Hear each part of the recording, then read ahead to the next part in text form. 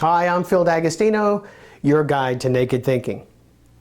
In the last few videos, I have discussed what naked thinking is, the cognitive behavioral principles that you can apply and how they apply. I've also talked about what I mean when I say to tame your emotions, a very important part of anything else that you do so that your emotions do not influence the way that you think, and how to focus your thinking so that you can actually then make the most of it when you get there. But then that last part here, how to make better decisions and decisions that you'll never regret. We're going to back up and ask the question, what is a decision that you'll never regret first, and then we'll go back and how to get there. What I have found as a therapist myself, when I've had clients, we've talked about it, one of the things that I have found, and this is true in my own life and probably in yours, if a person were to ask me, can you tell me the greatest thing that you ever did that you regret? Most of the times what people will say is that it was something that they said or did without thinking. They just blurted it out and they slapped themselves in the head and said, I woulda, coulda, shoulda, and I wish that I hadn't, and those kind of things. But what else I get is when I say, well, what about A, or what about B, or whatever, and they go, well, you know, it didn't turn out well, but I mean, I don't necessarily regret it. And I ask, why not? And they say, well, I mean, I did everything I could. You'll even see that kind of expression on the face and the tone of the voice. And it's like, I did everything I could and it just didn't turn out. I mean, it does happen. And that's the point. The point is that regret comes from an ill-made process or decision of a process that either doesn't exist or a bad process.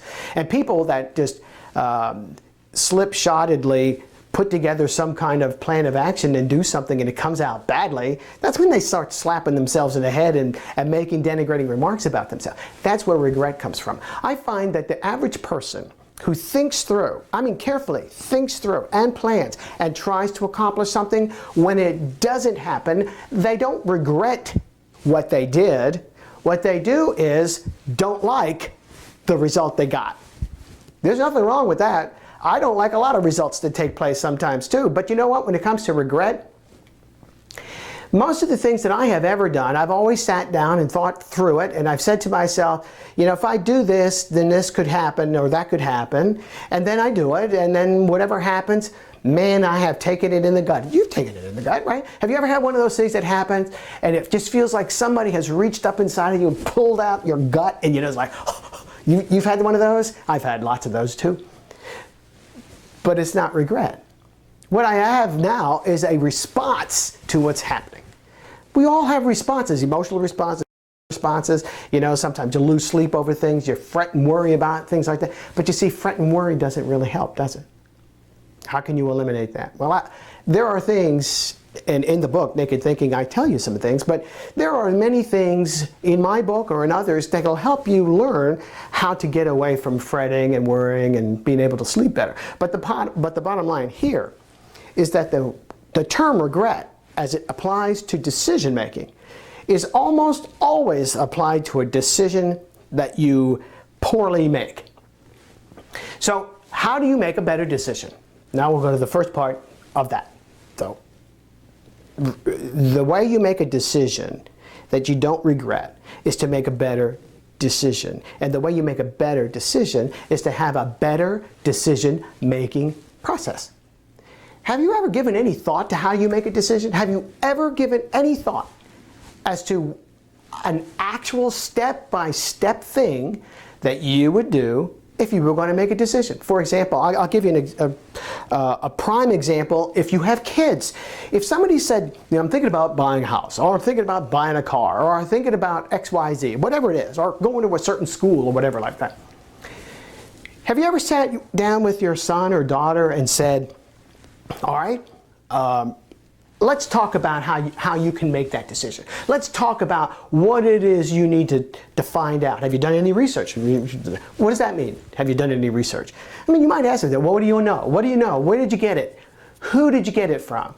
How reliable is the source of information that you got?